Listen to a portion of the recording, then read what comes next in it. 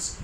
Today we will be covering the topic how agriculture sector and industrial sector was on the eve of independence.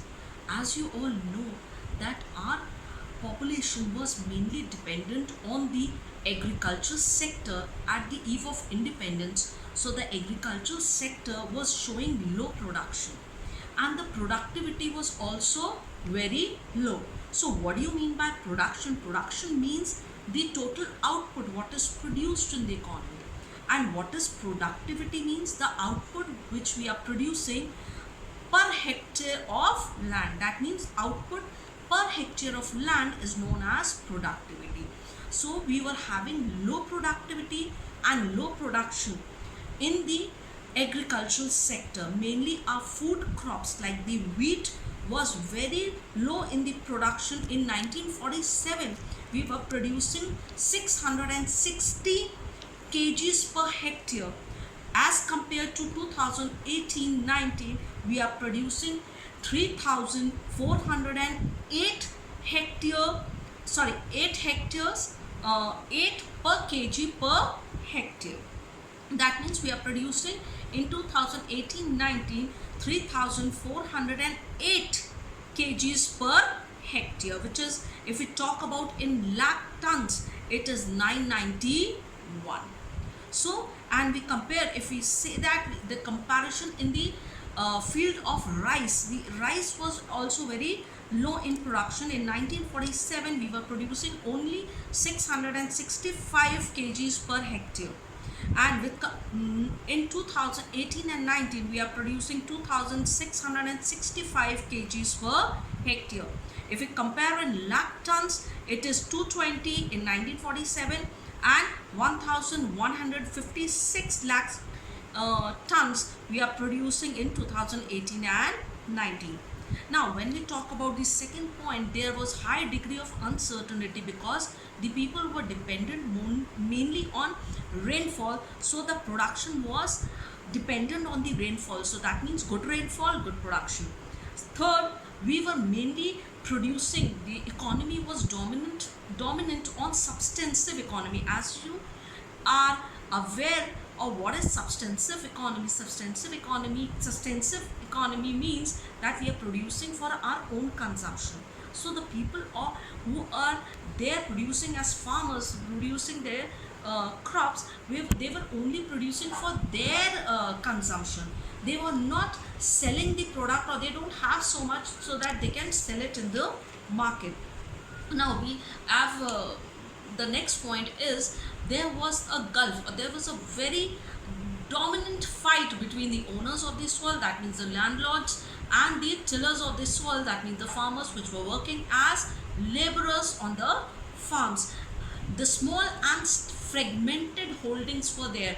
The farmers were, if they were having their own land, then also the farmers were having their small lands, and they were fragmented. Fragmented means parts of the lands were here and there. So when you have good one land, you can occupy the threshers, tractors, so that you can have good production. But by small and fragmented land, the production was very less. The land revenue system, which was followed by the British rule, favored the zamindari system. So they make, as in my previous video I've told you what is land revenue system. That means the zamindari system was there, and they were forced to pay a government a fixed sum of, and they were charging the revenue on above that sum. So the zamindars were rich, but the farmers who were actually the tillers of the soil, which got poorer and poorer.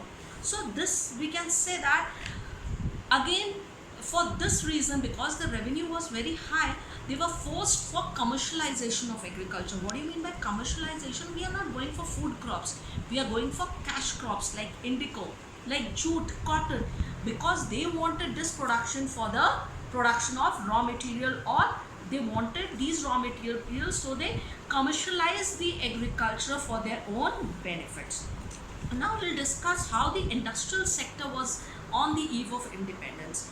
On the eve of independence, our industrial sector was on a very bad shape, because the handicraft industry, which was the power of the Indian economy, was decaying because they adopted the discriminating policies. What do you mean by discrimination? Means different policies for Indians and the other different policies for the British government. So the tariffs were charged on the discriminating basis. They were charging less on the export. Tariff was less on the export of raw materials from India, but when similarly the tariff was very less when we were importing the finished goods which were from the British government or the Britain. So they have two-way policy, two-folded effects.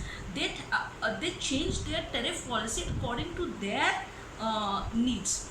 Disappearance of the princely courts, because the princes were and the kings and queens are the favor of the Indian farmers and the handicrafts. They're now, when the British government was there were disappearance of the courts, or any kings were there, they were under their rule. Competition was made from the handmade goods and the machine made goods, and you know it that machine made goods are cheaper and they can be produced early. So the man made goods or the handicrafts or the cotton goods were very costly, and there was competition being faced by these handicrafts or the Indian textile industries. Now when we talk about there was a new introduction of railways which were their benefit, because they wanted their finished goods to the flow in the different parts of India. So they have their own railway system which were benefiting, or they were put on that routes from where the Indian government, or sea routes where the British government was having a benefit. So we can say that the growth of the modern industries were not in the favor of our Indian economy.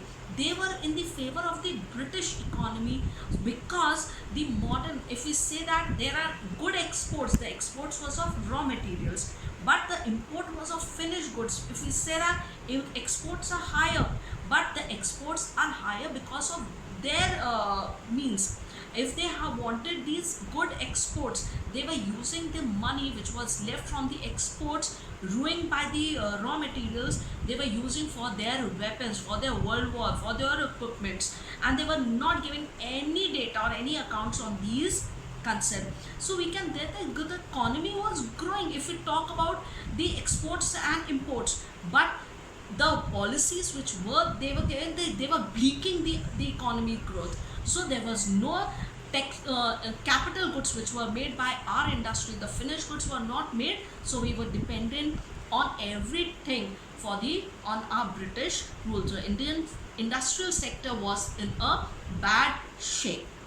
So students, tomorrow or day after tomorrow, when we'll have the next video, we'll be discussing the foreign trade and the demographic conditions on the eve of independence. But for today, this much is okay. Thank you for now. Be safe, stay at home, and take good care of yourself. Thank you.